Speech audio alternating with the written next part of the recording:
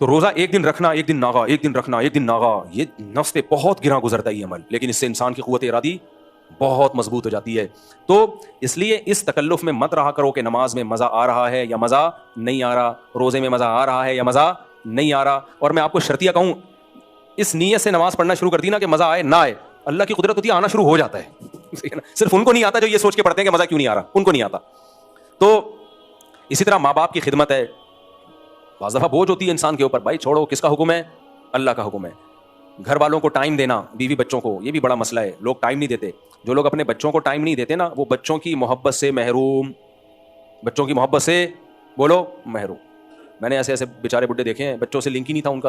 ایک صاحب نے بتایا میرے بچے ایسے بڑے ہو رہے ہیں یوں کر کے، کیونکہ کہتے ہیں میں جب صبح آفس جاتا ہوں تو وہ سو رہے ہوتے ہیں، جب آفس سے واپس آتا ہوں تو وہ سو چکے ہوتے ہیں. تو ایک دن میں نے دیکھا تھا اتنے تھے، اب مجھے تھوڑے سے، جو ملک سے باہر رہتے ہیں 2-2 سال کے بعد آتے ہیں، ان کے ساتھ کیا ہوتا ہے. ایک صاحب 2 سال کے بعد آئے، جاب تھی ان کی باہر، دروازہ نوک کیا تو بچہ آیا، امی سے کہتے ہیں امی کوئی صاحب آئے ہیں ملاقات کے سلسلے میں. سمجھ رہے ہو کیا زندگی ہے بھائی.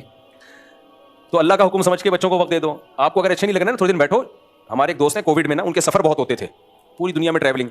کووڈ کے دنوں میں کہیں سفر رہا نہیں نا، مجبوراً گھر میں بیٹھنا پڑا. تھے بھی مدینہ منورہ میں ہیں. تو ان کے میسج آیا، ان سے میری فون پہ بات ہوئی. میں نے کہا اور ٹائم کیسا گزر رہا ہے؟ کہہ رہے الحمدللہ گھر والوں کے ساتھ ہوں، کافی مجھے اچھے لوگ لگے یہ لوگ جو ہے نا، میں جیسا سمجھ رہا تھا ویسے نہیں ہے، کافی اچھے لوگ ہیں. اپنی بیوی بچوں کے بارے میں کہہ رہے ہیں کہ کافی مناسب لوگ ہیں. کہہ رہے ٹائم ہی نہیں مل رہا تھا ان کے پاس بیٹھنے کا. تو اللہ کی خاطر گھر والوں کو ٹائم دے دو میرے بھائی، تھوڑا سا ابا اماں کو ٹائم دے دو، رشتہ داروں سے ہیلو ہائی کر لو، کچھ صدقات و خیرات نہ چاہتے ہوئے بھی کبھی کبھار کر دیا کرو. مہینے میں کچھ اماؤنٹ تو ہر مسلمان کو صدقہ کرنی چاہیے، وہ تو نکالنی ہی نکالنی. کچھ کبھی کبھار چھکا بھی لگا دیا کرو.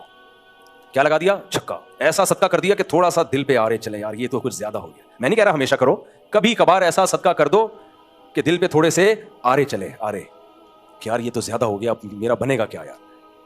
ابو طلحہ انصاری ہیں رضی اللہ عنہ، قرآن کی آیت نازل ہوئی لن تنالوا البر حتى تنفقوا مما تحبون، کہ جب محبوب چیز جب تک صدقہ نہیں کرو گے نیکی کی حقیقت کو نہیں پہنچ سکتے. تو وہ آئے، عرض کیا یا رسول اللہ میں نے اپنے دونوں باغ جو سورس آف انکم تھی وہ صدقہ. کیا خیال ہے بھائی، اتنی باغ پہ محنت کی اور سورس آف انکم صدقہ کرنا آسان ہوتا ہے، سورس آف انکم صدقہ کرنا بہت مشکل ہوتا ہے. کہ اپنی چلتی ہوئی دکان دے دو، اور بھی ان کا ہوگا روزگار، بچوں کو بھی تو پالنا ہے، لیکن پھر بھی یہ صدقہ آسان تھوڑی ہے. نبی نے کیا فرمایا؟ واہ واہ ذاک مال رابح، یہ تو بہت مہنگی چیز ہے. لیکن آپ نے ان کا جذبہ دیکھا، وہ توڑے ہوئے تھے. تو آپ نے بھی کیا فرمایا؟ اپنے چچا زاد بھائیوں کو دے دو، کیونکہ وہ غریب تھے. یہ وہ ریلیشن سمجھ میں آیا کہ نہیں آیا؟ گورا دے گا اپنے چچا زاد بھائیوں کو ہیں؟ اگر بالفرض کہیں سے نکل بھی آئے چچا زاد بھائی تو دے گا؟ نہیں دیتا ہے ہی نہیں چچا.